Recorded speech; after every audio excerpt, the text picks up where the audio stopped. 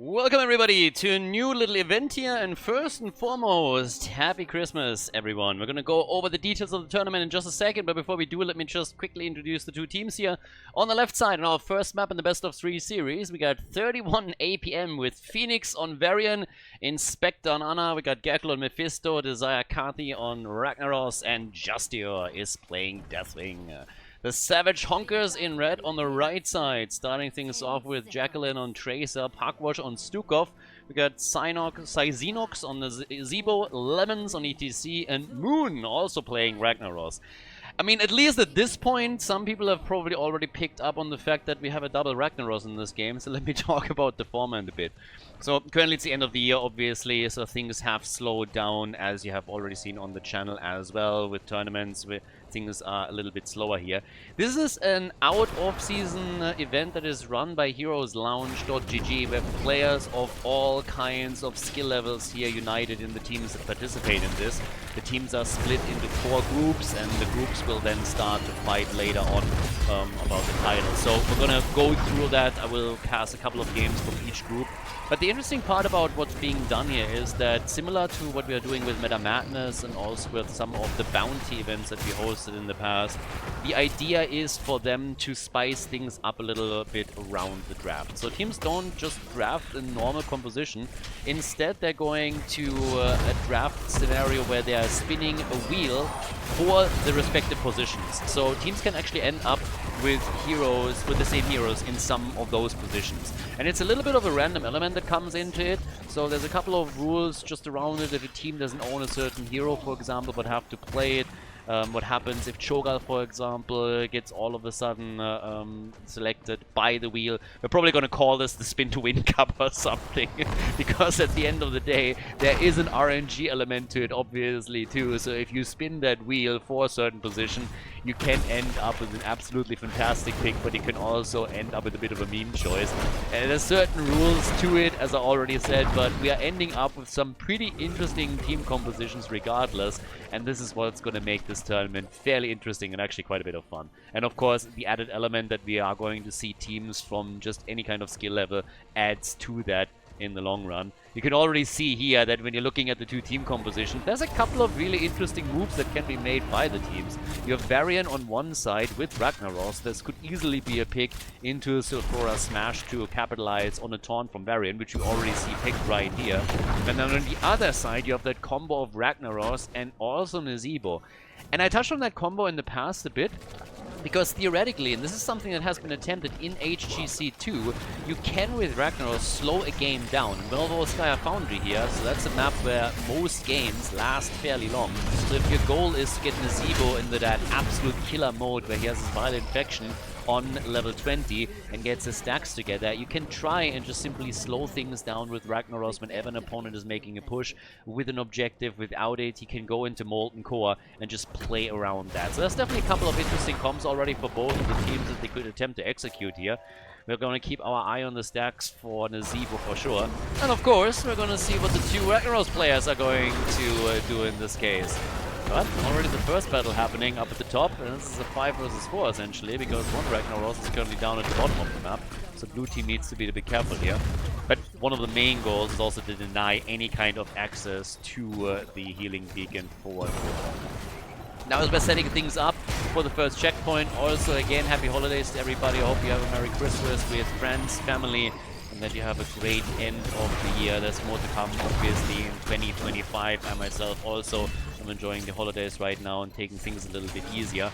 I'm a lot of stress, especially early in the year. I'm not gonna lie, ran also a little bit into a burnout there, but more about that at some later point, I suppose. For now, we're having a little bit of fun with this. I hope, again, that you have a nice time with friends and family, so enjoy the final few days of the year, and hopefully you're having a good start into 2025 in a case that we don't hear from each other until then. But in our first game of the best of 3 series here in the group stage, we have already a bit of an advantage for the red team. So both of them actually decided that they want to fight on Volskaya for the objective, for that protector. We haven't seen a single kill yet, but that might change now because ETC is in trouble, and I guess they want some beef and they're getting it. ETC goes down. The cow has been sacrificed, but so has also the Zebo and Varian bit the dust here. So the two of them are down. The blue team is able to take some control after that trade. So 31 APM and the blue team now in full control over the checkpoint as they're trying to catch up with their opponents. We have at the bottom of the map Ragnaros also trying to do his thing here. They both went into a little bit of a meatball build, at least initially. On the blue team, we've seen a deviation away into slow burn. And given the fact that we actually have some hesitation on picking talents, there is of course a chance that some of the players are not 100% familiar with their builds that they have to execute here, or that they would want to execute, since there is that RNG element to the tournament. By the way, if you're interested in playing in an amateur environment, in an amateur scene, as I said a lot of times in the past, check out heroeslounge.gg. They are running that. You don't have to do that as a solo player, as a team. You can also sign up as a solo player for some of these free agent teams. There's actually a lot that you can do. This is mainly for the Europeans. There are of course some equivalent structures also established on the North American side, but this is still the biggest amateur scene that we have in the game. Now, after the red team just locked in the first Punisher, they lose Ragnaros and they also lost Tracer, but then again on the other side they are doing some damage here at the top as they break through the wall. When it comes to experience though and kills, 31 APM has taken the advantage here. They have a half a level ahead. They might have lost out on the objective, but generally speaking they're doing fairly okay here. Locking those kills in was important, but we also have of course to consider that the Zebo is still stacking and is currently at 46 stacks on his baseline. Currently at level 9, so we'll see how he's going to do there. The meatball build for the Honkers is continuing quite nicely with the stack sitting at 40 for the red team's Ragnaros.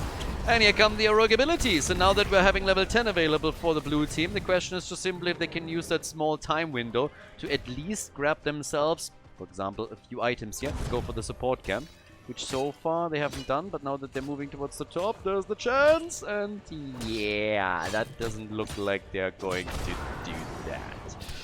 Now, if you grab the early level 10, that I would highly suggest that you're trying to use at your advantage, but in this case, actually wasting that opportunity a bit. We now have on level 10, as already expected, so for our smash. Curious if Ragnaros on the red team side is going to follow that example, but with them playing Varian, that obviously makes a whole lot of sense right now. Now, Sulphurus could also add a lot for the Honkers, considering that they have some stuns that can be set up for Ragnaros to throw that out. But if they're more interested in trying to control the macro game here, then we might even see Lava Wave. And we got Gary! The Gargantuan is in the house, and it's Sulphurus on both sides. Both Ragnaros players have moved away from a potential pick into Lava Wave, and this Ragnaros went way too deep. I'm sorry, Cardi, but that did not work out well. A little bit too deep. The rotation apparently not called out by the rest of the teammates, and that was a pretty hefty gank against 31 APM, who now lost Ragnaros, finds themselves at a numbers disadvantage, and will lose some of the camps. At least at the top, the support camp was taken by the blue team. So they've been able to walk in here, grab the healing beacon. We haven't seen a single fort destroyed yet, by the way. And as long as this game is slowed down a bit, this is working in favor of the red team. They're going to be very happy about that. We're sitting at 69 stacks for the Honkers. And the quest completed on level 1. Now that Mephisto is down, the red team is definitely starting to gain some momentum. Not only have they closed the gap in experience, but they're also doing generally pretty okay here. Breaking a few of the walls down, trying to apply pressure to the forts. We have 16,000 damage now for Tracer. 12,000, 13,000 for Mephisto on the other side. And yeah, the chance to grab a few more items for the next big fight, as the turret down at the bottom right is now about to be claimed. Moon already seeing high down here, careful, Ragnaros against Ragnaros. It's actually kind of funny to see that happen. I mean, obviously these days with drafting, it's not really a thing anymore, but occasionally to spice things up, it makes things interesting. Now, I don't think it's going to happen too many times in this tournament here either. As already explained previously, the way that certain roles are being picked is that you spin a wheel that has options available, so there is a chance that you end up with the same hero, but I don't think it's going to happen too often. We could see some pretty wild choices through that alone already, though. I mean, the fact alone that we have double Ragnaros, that we have Zebo, and now also Deathwing in the game is already fairly entertaining. And the teams are trying to make the best out of that situation. So, 4 kills to 3, both on level 13. Next objective is up, and the red team has moved in to try and claim themselves another protector. Structurally, they have definitely done a little bit better than their opponents so far. Yeah, Ragnaros, Sulfuras, alright, there's the taunt though. Trying to follow up on that, and he's dead. Ragnaros goes down. Some Ragnaros on Ragnaros action actually, now that I'm looking at it. So, blue team apparently eager for some revenge after they just lost their hero at the bottom of the map a few seconds ago. But now, of course, a chance for 31 APM to try and take the protector here. Gary is all alone fighting. Lemons on ETC attempting to slow things down slightly and buy a bit more time for their 5th to come back and join the fight. Zebo, always eager to get a few more stacks together, is now sitting at 83, by the way. So, doing what he can. And with Ragnaros now coming back, 68% towards the red team's objective. 20 now for the opponent. There's the power slide. Once again, the attack. A little bit of a slap happening already from Stukov as he's trying to chip in. And now that's a 5 versus 5. Maybe now an opportunity. Some of the ults are still back. ETC with a chance to get a mosh through. And of course, Taunt and Sulfuras for the blue team if they're trying to lock someone down. But once Sulfuras just got YOLO'd out, here comes the ult from Mephisto. The Sulfuras follow-up, and that is ETC done again. Ragnaros, glutton for punishment here, moving straight into the molten breath of good old Deathwing. That's the end of Ragnaros. And Zebo falls too. They lose Varian, but it's still a 1-for-3 trade. So 31 APM all of a sudden starting to take the advantage in the game again. They had it earlier, lost it as the red team brought it back, but now the top wall about to be destroyed. And especially Mephisto, a fantastic ult in the last fight that led to the death of ETC and eventually allowed them to take the victory in the team fight, and now also the protector any second. Now Mephisto is sitting at nearly 20,000 damage, so he's top damage for 31 APM. We got 25,000 for Tracer, who's still trying to make the blue team's life a living hell, but has to be increasingly careful of Varian and the potential follow-ups here, since she can get heavily one-shot by this, of course, too. Protect at the top, already doing some work. Red team, a little bit indecisive of what they want to do here. Next problem that they are facing is, of course, that level 16 talent that we now have for 31 APM. The blue team with the talent advantage. Oh, so for us against the protector. Somebody hates his cooldown. Okay, so... oh! Do we have a... oh my god, this actually looks like we have a disconnect here. That would explain a lot.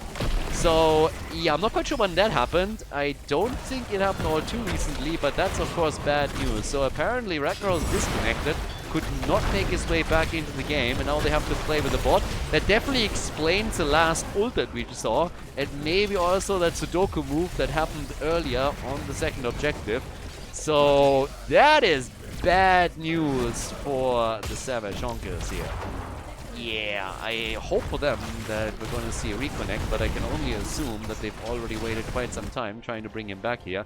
So essentially, this is a 4 versus 5. They have to hope for the Ragnaros bot to do his thing. That's... yeah. On the other hand, it's actually kind of nice because that at least makes a little bit more sense out of that ult that we saw a second ago. It would have been quite the problem if that was an actual player. And yeah, one Ragnaros down at the bottom of the map, and yeah, we are still dealing with the bot here.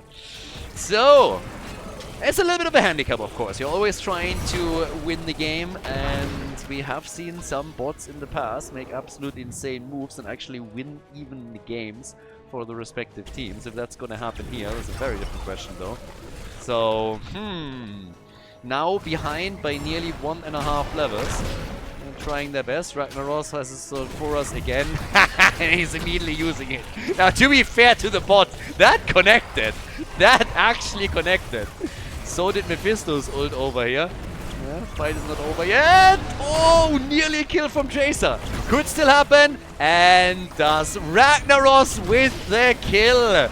The bot clearly OP here. I mean, absolutely murdering it. The bot with a kill, and then a Zebo comes in and follows it up with a second. So the blue team finds themselves all of a sudden in that really awkward spot where you're playing against an opponent that is playing with a bot, and they're taking the lead. So, yeah, this is not a game that you want to lose. 98 stacks for Nazebo, by the way. So he still has a long way to go to get to his threshold for Vital Infection. We have only 2 levels left until they get there. But still, I'd say doable. So, the bot, what can you do here? They find Anna, and there's the Sulfuras! And they get another kill. The man with a big arm with a finishing blow. But boys, what's happening here? Maybe they kicked him. I mean, maybe honestly they just kicked him. They said like, dude, you're just not cutting it right now. We'd rather play with a bot, you rage quit or something. And all of a sudden, you know, they're rolling over the blue team. They're still a half level behind, but they're doing okay here. There's the ult. They're targeting the bot. No! And Ragnaros is down. Oh, but they got the fort. They got the fort. So it's 2 forts destroyed on the red team side, 1 fort destroyed on the opponent. Ragnaros is sitting at 27,000 damage. I mean, just as a little bit of a side note, red team's Ragnaros might have died 5 times by now, but also has done more hero damage than blue team's Ragnaros.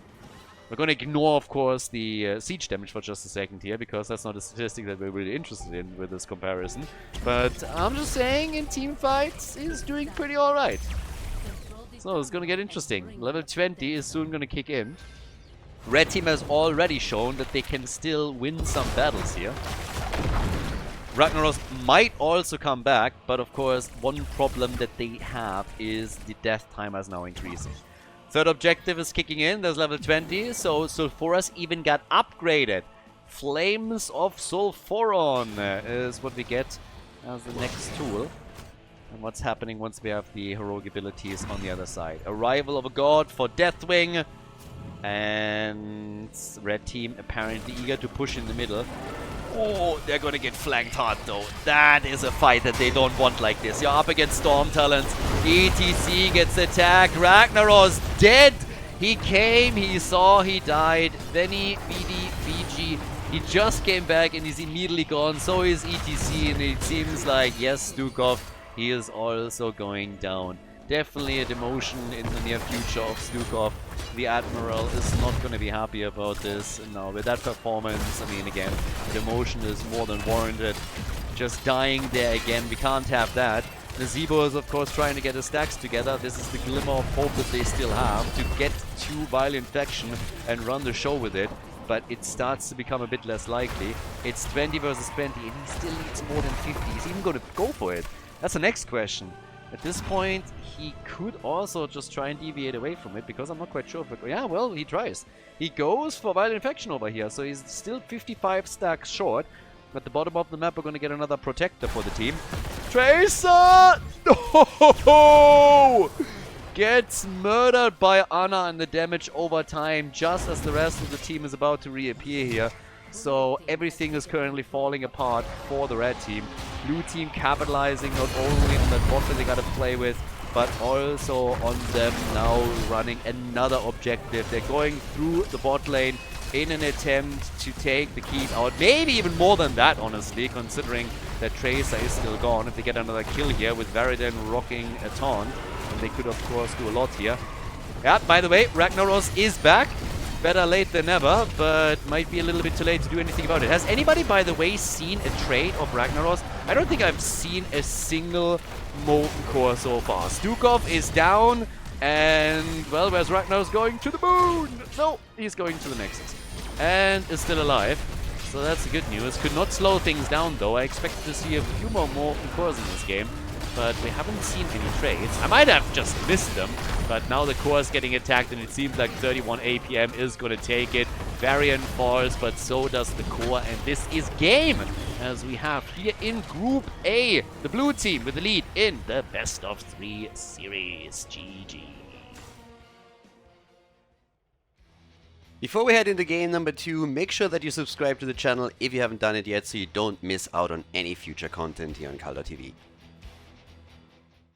Game number 2 in our best of 3, and we are on Alterac Pass, and well, the comps are wild.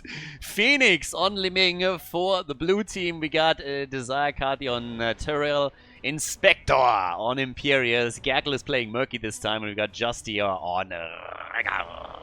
On the right side of the map, the Honkers. This time, Probius is in the house. So after Ragnaros disconnected a couple of times last game, he's now back to business, playing Probius. We got Sai Xenox on Tychus, Parkwash is playing Uther, Lemons on Muradin going into third wind here as the level 1 choice. And we got Jacqueline on Imperius. So again, each team is using Imperius here. The wheel has spoken, and turns out that when it comes to the side lane, we have Imperius on both sides this time.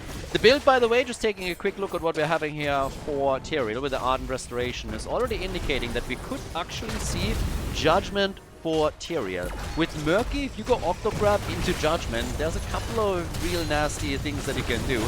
Liming on level 1, going straight into Force Armor, and well, they already want to brawl, don't they? The Merc Master, of course, with a fishy deal on level 1. We're going to keep our eye on Murky for sure. I want to see how much they can do with this. The pufferfish gets immediately attacked. Has to be a little bit more careful with the positioning if he really wants to get good value out of it. But at least forcing the hand of the opponent's of the opponent's Imperius.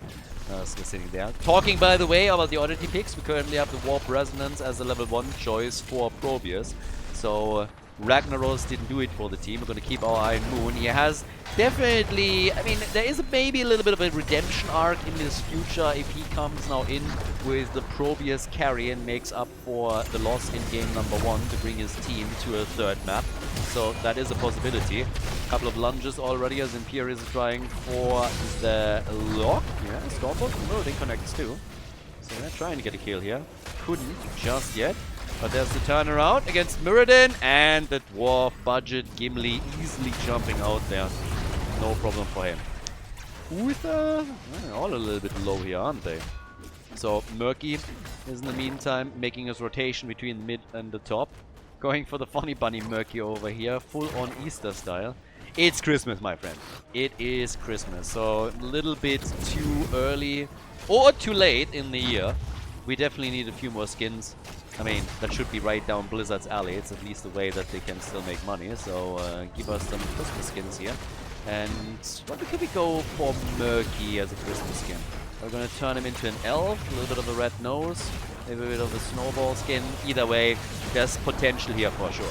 Blue team, talking about potential, they have a chance to take the series if they win map number 2. Liming needs some glasses, like we call that, that was basically just the zoning off that we just saw there. That was the one spot where they didn't want Uther to be, so they quickly showed him where he could go and where he'd better not be. Now that the objective is coming up, are the teams going immediately for it, or are we going to see them wait for level 7? We could definitely see a bit of early game brawling here. And again, I have to stress this, like, we are still in the amateur scene here, so any team could sign up for this. We're gonna have, throughout the course of the group stage and the tournament itself, of course, we're going to get to stronger and stronger teams here, but just as a little bit of a side note, this was open for anyone to play in, and so we're gonna get quite a bit of fun here. Tyrael, yeah, okay, is able to get out. So far, no kill. The Honkers trying to be a bit more aggressive here. Probius also now with level 4 going into the shield capacitor. And Tyrael, Imperius? Yeah, Imperius just makes it out. Still a bit of a close call for him though, so the Inspector is on the way back. Called himself Inspector 87. I mean, if you're already going with an Inspector, then where's the gadget? Like, seriously, there is only one name that I will accept in that circumstance. If you already are set on the first one, then Inspector Gadget is the only account name that makes any sense whatsoever. And that is a missed opportunity here, for sure. So I'm definitely a little bit at odds what's happening here on the side of the blue team. I think there was more potential to be had. We didn't go for it. Now we have level 7, that gives us Calamity. And me a bit of a sigh of relief, because I was actually afraid we would see some ore build or something along those lines. Triumvirate on level 4 with level 7. We're now also getting the Black Lagoon for the Frog. Tigers is gone in the Master Assassin. Again, standard talent for him. The extra attack speed that you get capitalizes on Odin as well. So that means that once you drop your objective, or sorry, your level 10, you're getting lots and lots of value out of that. Murden wants to crack some skulls with level 7. The team's on the same talents here. You can see the build on Teriel just continues with more of a damage focus. So Judgment is definitely an option here. And if Judgment plus Murky Octograb really tee things up for Li Ming, that can be some enormous damage that she gets out onto a single target, especially of course with the help of potential follow-ups on Imperius and a quick lunge. So they are maybe trying to delete targets again, which is, I don't want to say the same, but it's a little bit similar to what they essentially were trying to do in game number 1 with the variant composition that they were running there. So that's something that they can do. We have camps taken consistently, but the objective hasn't been grabbed yet. Murky, on the other hand, horrible mount. Absolutely disgusting. If he had just an epic or unique mount or something, I mean, First Blood is happening, but this does not change the fact that we have to talk about Gackle. You have, I mean, dude, you literally have a skin and then you run around with the ugliest mount that ever entered this game. That lizard is so disgusting. It's an assault on the eyes, and honestly, any kind of viewer should be able to sue you for damages, because that's just not cool. I think in the US you might be able to actually pull that off. Traumatized. The kids are still having problems because they had to grow up with a traumatized father. So yeah, that's definitely not alright. I appreciate the skin, but that mount is just, it's, yeah, sorry, that's unspeakable. Either way, each team with a kill now, and the fights are continuing around the middle. Imperius has now moved down to the bottom of the map for the red team though, but it seems that slowly and steadily, with level 10 now kicking in or about to, the teams are saying, hey guys, we need to make a move for that objective. Down here, Murky gets punished for using a shitty mount. Imperius is taking him out, and here come the heroics that gives us Avatar. We get the Nullgate and a Divine Storm for Uther. Octograb is in the house. Where's my judgment? Octograb is already taken, so we have part of the equation done. Li Ming with a wave of force. Yeah, Murky is getting attacked over in the middle, stunned, and dead again. Right. He'll be back. He'll be back. I have an inkling. The problem is with them moving down there to get that kill against Murky, they lost the wall at the top since the team has started to move in. Yeah, attack is coming. Sanctification! Ooh, the no balls Tyrael move over here. Going for more of a damage build, but not committing to judgment. Instead, we get Sanctification. We have Ancestral, the armament, all the choices that you would have expected, except for Tyrael not going aggressive here. We still got Octograb though, but the red team has now decided that it's time for them to make a few moves because, again, they want to force game number 3. They're not quite happy with what happened on Volskaya Foundry, so they're trying to make a play here. We have Li Ming now with 50,000 damage. Tychus is closing in on that amount too. Murky still with some pressure across the map. The bottom, for example, the fort has already taken damage. But here comes Odin. They're trying to make the play. A little bit of a stun combo against Muradin. Lemon gets attacked quickly, but is able to jump out. Uther with his ult already used is still getting some standard stuns through. Imperius! Oh, murdered by Li Ming. Absolutely slaughtered. Gets the reset. They move in for a second kill. It's the end of Tychus. Double kill against the red team. They weren't able to get the objective. They were so damn close. Just 1 second away from grabbing the first prisoner camp, but they couldn't make it happen. And Rhaegar, no! Not like this! Gets killed by Probius. Killed by the turret. And that is, yeah, the 4th kill for the Honkers. 4 kills to 4. Oh, the battle is not over yet. They're trying to get the objective here, but Uther isn't back yet. Rhaegar isn't back yet. This is not done yet. Yeah, with especially Tychus now coming back to shoot. No! Why did nobody hit it? What are you doing? No! Why did nobody click on it? You could have stopped that. There was nobody around anymore. What is happening here? What am I watching? They could have just simply started a channel with a hero and stop it, and they didn't. Now they have to go up against the cavalry, and they're losing also some hit points at the bottom fort. Oh my god, that was not necessary. there was some potential here to stop this, and considering that they themselves only needed another second, they might have been able to move in and claim it for themselves. But yeah, not the case. Now the attacks are coming in the middle with the cavalry, and I'm pretty sure we're going to see a few of the forts fall. At the bottom, there's already a lot of damage being done here in the middle. This one, I think, should be a foregone conclusion. We have Murden now with the bronze. We had Rage on level 13. Imperius has gone into pathetic mortals.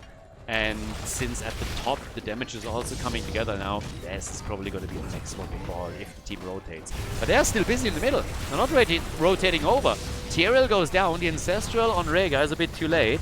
And as it happens, they are not able to do a lot here either. So they tried to break through the wall and couldn't. Rhaegar gets pinged. Somebody is unhappy. Seems like Tyrael had something to say about this. He's like, dude, you have to throw that out earlier. Now, to be fair, Tyrael did not get his ult through either, so Sanctification there would have helped, of course. But against so many stuns, it's fairly easy getting interrupted, especially since Murden is also running Skullcracker here. Talking about running things, Li Ming is going full Glass Cannon on us as she's trying to get the damage committed. Glass Cannon on Li Ming, so feels fairly confident. Oh, and talking about confidence, seems like a boss play is in the near future of the red team. They're trying to make a play here. Tyrael is showing down at the bottom of the map, so they should feel fairly safe. And as they're going for it, it's not getting scouted out just yet. But Li Ming... Okay, Li Ming is double-checking. Li Ming is making her move, and this is already 50%. Here comes Probius. Now the rotations have to happen. Murky is also slowly making his way towards the top fight. Ult already used, and Imperius says goodbye. Imperius is gone. Murky gets eliminated. It's gonna respawn quite quickly though, but the boss has already leashed, so the red team, I think they should have just kept the aggro there, go for the boss, take it, and then barrel through the top lane. Ancestral this time connecting, a little bit more useful. Next prisoner camp is up, but a lot of the momentum that the red team tried to build up by grabbing that boss is kind of gone right now, which is a little bit of a problem. So Tychus is getting good kills here. And by the way, every single Murky kill counts as a full stack for Master Assassin, which is kind of important. So, despite the fact that in total the red team has only 6 kills, Tychus has 9 stacks towards Master Assassin now.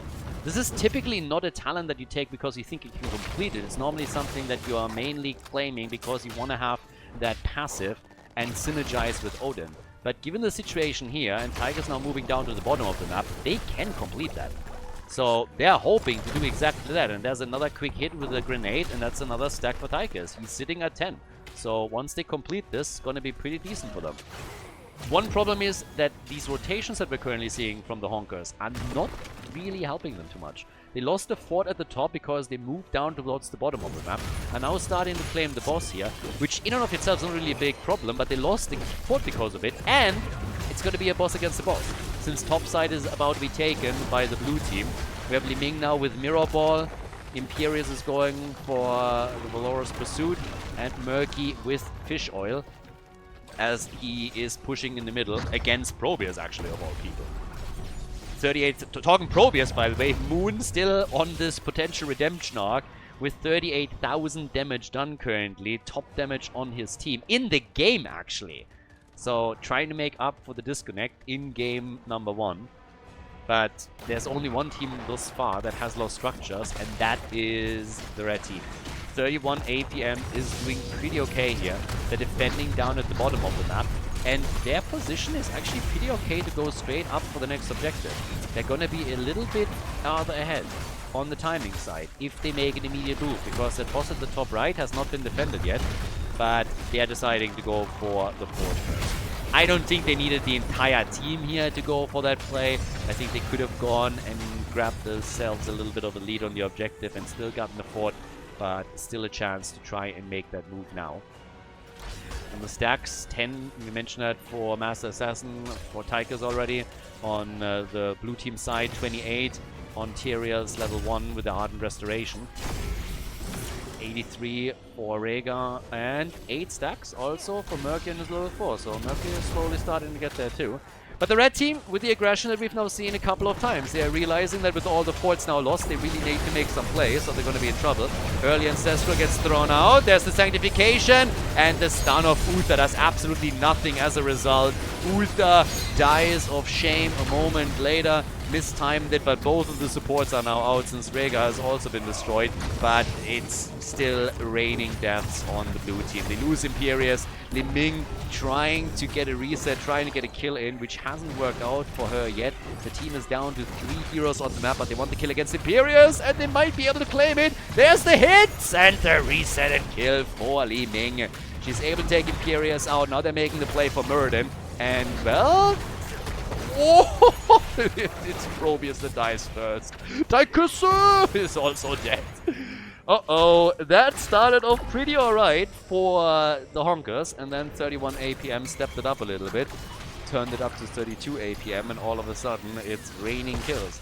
8 kills to 9, still a bit behind, but doing overall pretty okay. Tigers, by the way, 3 stacks away from completing his level 4 quest now. 17 stacks for Murky on his level 4, so he is gonna get some serious value out of that talent if things continue at pace here. So the additional slow that he's going to get out is gonna be fantastic for them in team fights if they can properly utilize it. Also closing on a level 20 talent, which could give them an advantage over this potential fight at the objective. And if you lose now the objective, and you're up against level 20 on the opponent's side, yeah, that would be a rough one. I mean, this is still obviously a map where losing 1 keep is traditionally not enough. Normally you want to take 2 keeps out to remove 2 of the armor shields on the opponent's core first. But now we have Making Inky, Farseer's Blessing is in, Imperius with the Impervious. And it is time for some action here. Defense. I would love the red team to actually split onto the lanes a little bit more to get the experience, because they've clearly decided they need to defend here. If they do, it would be much nicer to have level 20 as well. And they could at least at the top get some experience. But now they try for Murky and take him down at the bottom, but that means Tychus is all alone, and he's not the only one. Imperius is also dead. So, level 4 quest completed for Murky. 2 heroes down, that's bad news. Those are 2 that are oh, they're losing another one. They lose. Oh, they lose nearly everything. They lose Probius. They lose Uther. And then Li Ming at least goes for solidarity death as she feels bad for the red team. So she's going on a bit of a suicide mission straight into the keep. But even before the objective is here, seems like the keep at the bottom is already falling. 12 kills to 10 right now. This turned into an utter disaster for the red team. The Honkers in trouble. They're down to a single defender. And the blue team, are they going to go for the core? They got 18 seconds until Tychus is back. This could be doable, but again, there's a lot of armor shields still standing. The problem is that here in the middle, the keep is about to get destroyed, and then another armor shield is disappearing. And then in the top lane, we see a similar picture. So the red team is falling apart here. This is game number 2 in this best of 3 series. We're still in the group stage of this event, but it's not looking good for the Honkers. They're losing Muradin. No, he escapes, but they lose the core. This is game 31 APM with a 2-0 victory against the red team. GG and well played. And once again, Merry Christmas to everyone watching here today.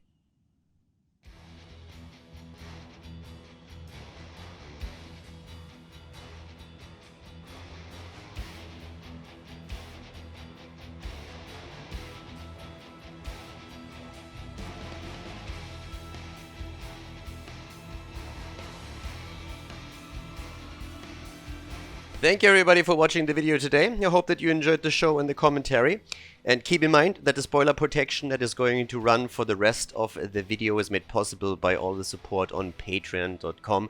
So guys, if you want to support my work, if you want to help me start new projects and keep the spoiler protection in place, please consider heading over to patreon.com/Khaldor. There's also a link in the YouTube description, and check that out.